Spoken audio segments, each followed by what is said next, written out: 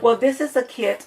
It's called this is a whole kit, and it's in a little case, a little zipper case from Bead Landing. I just bought this at Michael's. To start with, this is called a wire cutter, and as you can see, it has a blue blade, like a razor blade type end, and it just cuts wire. The next tool is called a flat nose plier. And it's called a flat nose plier because, as you see, the nose of it is just that. It's flat. It doesn't have a point. So this is your flat nose plier. This one is called your chain nose plier. And it has it's flat as well. I don't know if you can see that, the square end. But it also has a little pointed area on it as well. Next we have round nose pliers, or I call them needle nose pliers. And I wanted to show you, these come in many shapes and sizes.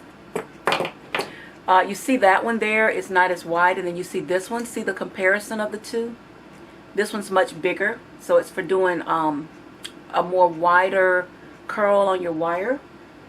And then you have what I call the miniature one. See, this one's real tiny for doing smaller projects. I have plenty of these all over the place. And then you have another one here, which is a little shorter. It's kind of like the pink one here. It has a little narrow little points on it. But one thing I like about this pair and this pair is that on the inside of the needle nose, this is like a double tool, because it also is a wire cutter right here. See that one there? It's also a wire cutter right here. It's where you could put your wire in and cut it. So it's like a dual tool.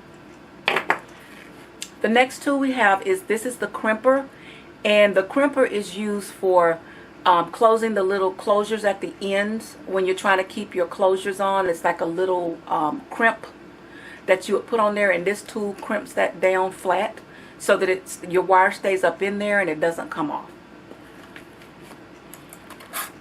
This is a jewelry file, and what this does is if you have rough edges, like if you cut the wire and it's rough on the end, you can use the file to kind of file it down. Now this is a very neat tool here. This one is a plier at one end, and then at the other end it's a scooper. So you can scoop up your beads with this, or you can pick them up with the little tail ends. And these two little gadgets here, they're two different sizes. As you can see, these are called bead reamers. And what the bead reamer does is, if your hole is not big enough, you can slide this into there and just twist it, and it'll gradually make the hole bigger. But this one is a must-have. This is called a jump ring opener, and it looks like a screw on a ring. And in the top of the screw has the opening like a flathead screwdriver would fit in there. But what it is you just take you've got your ring in one hand, and you put the ring on here, or if you're holding your ring with your needle nose pliers, and you just twist it and it opens them, and when you're done you put it back in there and twist it back. So you'll see me use this a lot when I'm making jewelry. So these are the basic tools that you need for jewelry making. And another thing you need for jewelry making that comes in handy, this is called a bead pallet, and it has all these cute little holes here where you can just kind of insert your beads. This really comes in handy because it gives you an opportunity to look at your beads and see how your necklace is going to look before you even construct it.